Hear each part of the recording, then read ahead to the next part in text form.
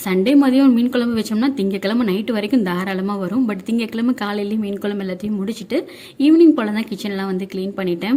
Evening lunch முடிச்சதுமே கையோட வந்து பாத்திரம்லாம் க்ளீன் பண்ணி வச்சுட்டு அதுக்கப்புறமா ஸ்டவ் ஏரியா கவுண்டர் டாப் எல்லாத்தையும் க்ளீன் பண்ணி வச்சிட்டோம்னா வீடு மாப் போட்டுட்டு செவ்வாய்க்கிழமை காலையில் தீபம் போடுறதுக்கு கரெக்டாக இருக்கும்.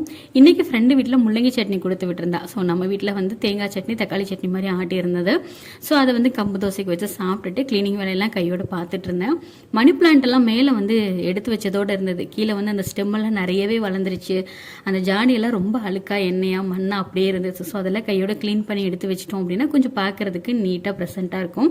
அந்த வேலையை தான் ஸ்டெம்லாம் க்ளீன் பண்ணிவிட்டு எடுத்து கையோட அதேமாரி ரீஃபில் பண்ணி வச்சுட்டேன்.